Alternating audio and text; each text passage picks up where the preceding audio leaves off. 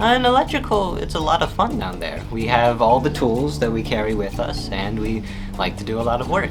Hard work, but usually it's a lot of screwdrivers, some hammers, and all the other fun gizmos and gadgets we use to set up boxes, screwing them in, pulling the wires through, and then stripping them out and connecting them to all the receptacles.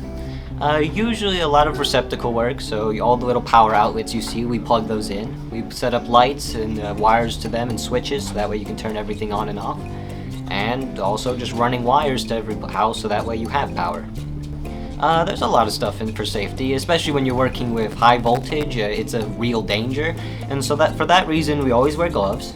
Keeps you from electrical shock, and you're not allowed to work without an allied or someone with you, and you have to always keep power off when you're working. That's usually the best way to stay safe, is never work on live wires. Jesperger's teaching method is a very laid-back approach, but I think that really works best for the electrical. A lot of it is just doing it. When things go wrong, you figure out why, and trial and error is just the... you have to be aware of the wires you're working with, especially if they're live, so that you do not touch them and have the electricity arc through you. You also have to be aware of sharp objects. A lot of the tools you use are going to be naturally very sharp, so keeping the eye on where they are and where they're located is always safe. In the first year, we do a lot of the work I just talked about, learning how to do wires. In the second year, you go through the manual, the NEC code book, we call it. And throughout that code book, what you do is you learn all the rules and different things behind how to do the wiring safely, so you can prevent fire hazards, electrical hazards, and all other sorts of things that could come up. And you do it safely and rightly so that we can mitigate any damage that might happen.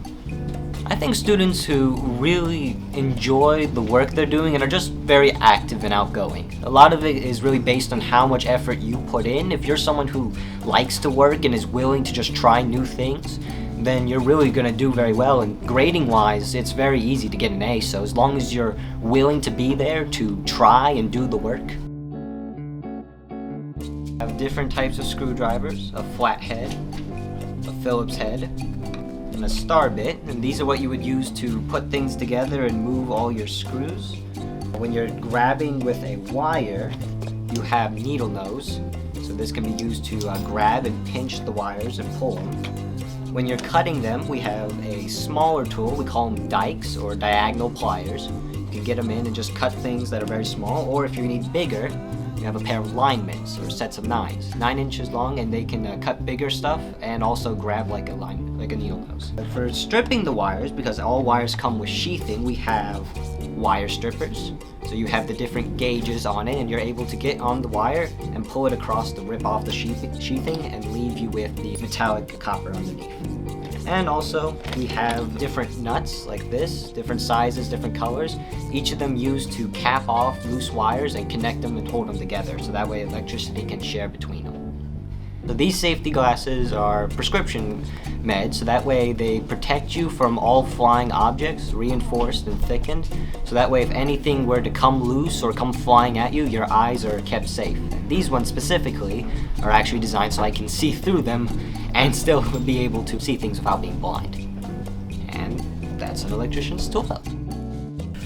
A student, first of all, needs to pay attention. It's how I teach is a scaffolding teaching method. A lot of students also, they're like, they see the wire diagram, like, well, as I say in the classroom, follow the yellow brick road, and I actually sing that, follow yellow brick road, follow yellow brick road, because that's your pathway. And if you don't need me if you can read a schematic.